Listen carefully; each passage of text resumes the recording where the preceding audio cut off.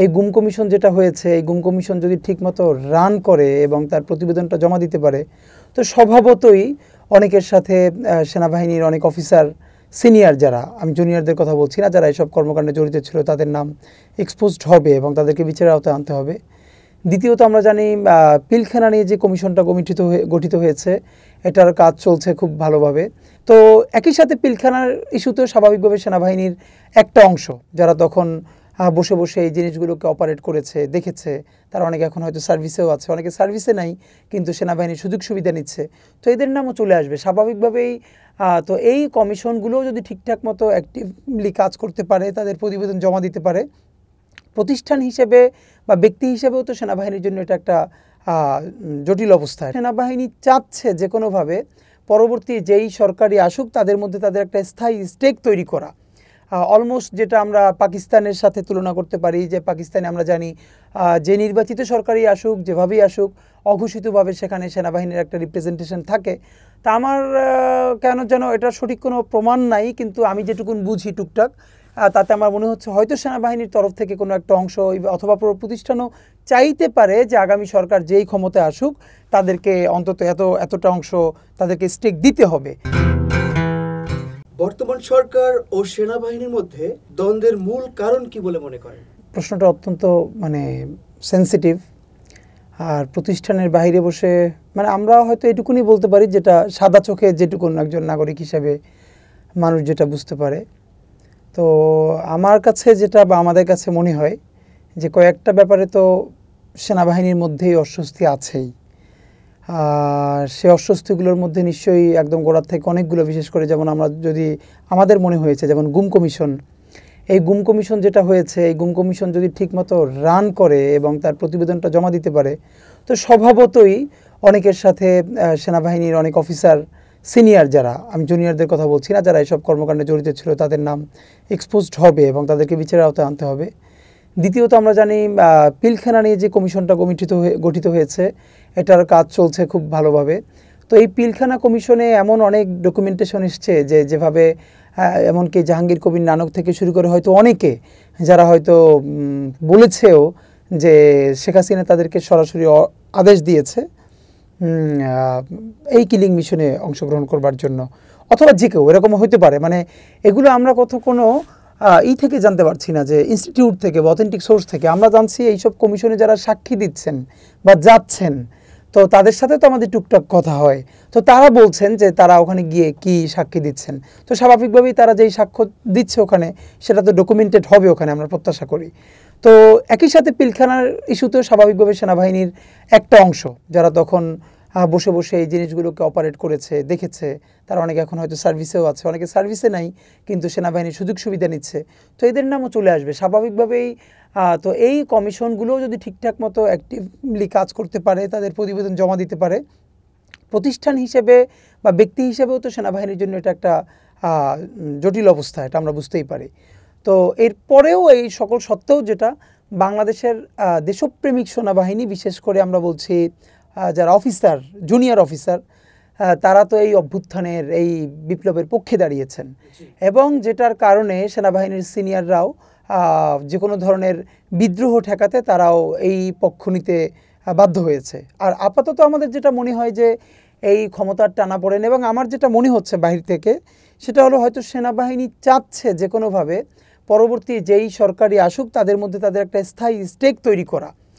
Almost যেটা আমরা পাকিস্তানের সাথে তুলনা করতে পারি, যে পাকিস্তানে আমরা জানি যে নির্বাচিত সরকারি আসুক, যেভাবেই আসুক, অঘোষিতভাবে সেখানে সেনাবাহিনীর একটা রিপ্রেজেন্টেশন থাকে।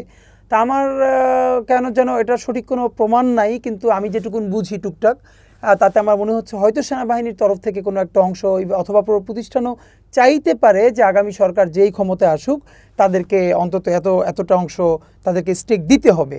তো আপাত দৃষ্টিতে সেটা ভালো মনে হলেও গণতান্ত্রিক পথে যাত্রা উত্তরণের পথে এটা তো বাংলাদেশের জন্য একটা বড় বাধা হয়ে দাঁড়াবে। কারণ ইভেন বিএনপি অথবা জামাত ইসলামী বা অন্যান্য রাজনৈতিক দল তাদের আগামী 5 বছরের ক্ষমতা থেকে সুসংহত করবার জন্য তারা এটাই আপাতত রাজি হলেও কিন্তু ভবিষ্যতের বাংলাদেশে তো এটা একটা কঠিন প্রশ্ন দাঁড়াবে।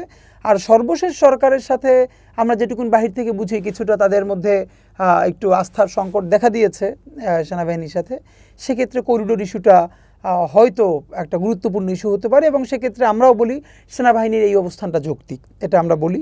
কারণ করিডোরটা সরকার যদি যে কোনো কারণেই অন্য মানে এটা দিতে চায়, তো সেক্ষেত্রে অন্তত এর প্রত্যেকটা জানি আমরা কিছু গুরুত্বপূর্ণ ইস্যুতে সিক্রেসি মেনটেন করতে হয়, কিন্তু আপনি যতটা সিক্রেসি মেনটেন করেন আপনাকে তো ন্যূনতম, কারণ এদেশের স্বাধীনতা সার্বভৌমত্ব রক্ষার জন্য তো ভ্যানগার্ড হলো আমাদের সেনাবাহিনী, তো সেনাবাহিনীকে তো আপনাকে জানাতে হবে, কনভিন্স করতে হবে। দ্বিতীয়ত রাজনৈতিক দলগুলো, বিএনপি, জামাত ইসলামী, অপরাপর অন্যান্য সকল রাজনৈতিক দল, তাদেরকে তো আপনাকে বুঝাতে হবে। তো সবাইকেই আপনি অন্ধকারে রেখে বা আপনি কোনো কিছু না জানিয়ে আপনি এরকম একটা ডিসিশন নিলে সেক্ষেত্রে সেনাবাহিনী যদি বিরোধিতা করে, এটার অত্যন্ত যৌক্তিকতা আছে। তো আমরা যেটুকুন সাদা চোখে বুঝি এটুকুন আর কি বললাম।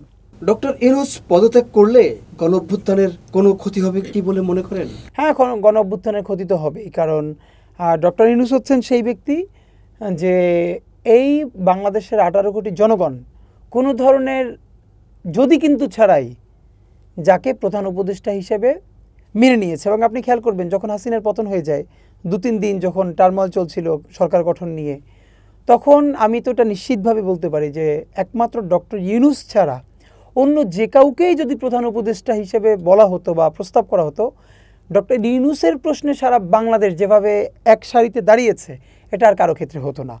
এখন মুশকিলটা হয়ে গেছে ডক্টর ইউনূসের নাম ব্যবহার করে। দেখুন, আমরা ডক্টর ইউনূসের কথা বলছি, বর্তমান সরকারের কথা বলছি না। যদিও এই সরকারের প্রধান ডক্টর ইউনূস এবং এটাকে বলা হয় ডক্টর ইউনূসের সরকার, কিন্তু এর পরেও আমরা বলি যে এইখানের বাকি যে উপদেষ্টারা আছেন তারা বিভিন্ন স্টেক থেকে, লিঙ্ক, লবি থেকে এসেছেন বাস্তবতা। সুতরাং এরা সবাই কিন্তু ইউনূস না। এখন এই সরকারের মধ্যে আমরা এমন উপদেষ্টাদেরও টুকটাক জানি যারা অলমোস্ট জুলাইয়ের সাথে গাদ্দারি পর্যন্ত করার চিন্তা করছেন, এমন কাজ তারা করছেন বা করার চেষ্টা করছেন বা করার পরিকল্পনা করছেন যাতে জুলাই শুধু হেরে যাবে না, এই কারণে বাংলাদেশ পর্যন্ত হেরে যাবে।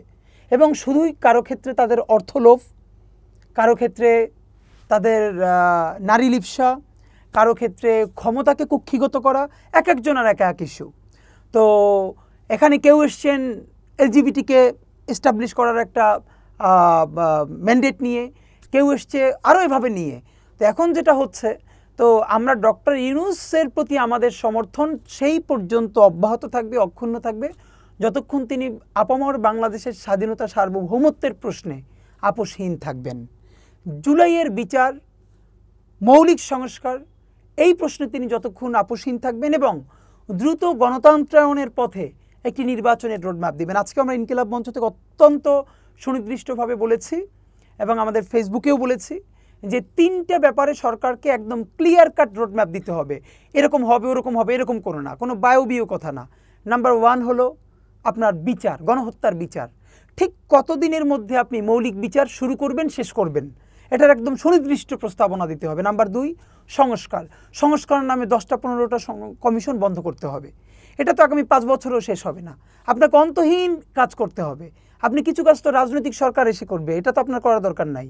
এখন তো নারী কমিশনের মতো ইস্যু, মানে নারী কমিশন করলে তো আরও 20টা গুরুত্বপূর্ণ কমিশন আছে।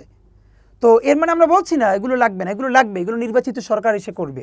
আপনার কাজ হলো সাংবিধানিক মৌলিক সংস্কার, যেই সংস্কারের মাধ্যমে এই যে বিচার শুরু করলেন সেই বিচার আর কোনো দিন ব্যাহত হবে না। সামনে আগামীতে আর কেউ আওয়ামী লীগ হয়ে উঠতে পারবে না, আর কোনো ব্যক্তি হাসিনা হয়ে উঠতে পারবে না, মানে আর কেউ কোনো দিন ফ্যাসিস্ট হয়ে উঠতে পারবে না। এটুকুর জন্য যে মৌলিক সংস্কার, সেইটা আপনাকে রোডম্যাপ দিতে হবে। তৃতীয়ত, আপনি বলেছেন জুনের মধ্যে, সেই জুনের মধ্যে জাতীয় নির্বাচনের রূপরেখা দিয়ে দিতে হবে। তাহলে 3টে কথা আমরা বলেছি। নাম্বার 1 আপনি বিচারের রূপরেখা দিবেন, 2 সংস্কারের রূপরেখা দিবেন, 3 নির্বাচন। এই 3-এর বাইরে এই সরকারের আর কোনো কাজ নাই।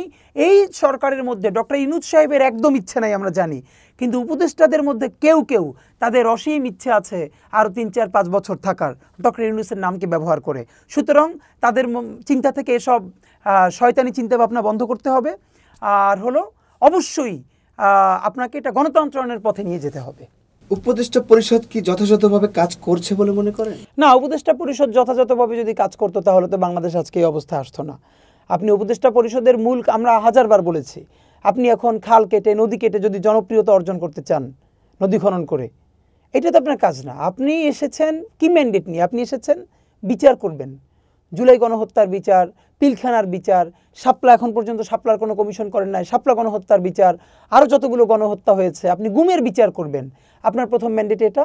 দ্বিতীয়ত হলো আপনি মৌলিক সংস্কার কি করবেন, যাতে এই রাষ্ট্র আর কোনোদিন ফ্যাসিবাদের দিকে না যায়, ফ্যাসিস্ট রাষ্ট্র কাঠামো ভেঙে দেওয়ার জন্য, এবং সেটা রাজনৈতিক সমঝোতার মাধ্যমে। এখন সংস্কার তো আপনি একদিনেই চাইলে এটাকে আপনি বানাতে পারবেন না, এটাকে সুইডেন বানাতে পারবেন না, সুইজারল্যান্ড বানাতে পারবেন না, কিন্তু এমন একটা মৌলিক কাঠামো যাতে এটা এসে আর কেউ নষ্ট করতে না পারে, জাতীয় ঐক্যের মাধ্যমে। তো এই উপদেষ্টা পরিষদের মধ্যে তো অনেকের অনেক ধরনের অ্যাম্বিশন আছে আমরা জানি, এবং এই অ্যাম্বিশনের কারণেই তো আমাদের জুলাই স্পিরিট ক্ষতিগ্রস্ত হচ্ছে।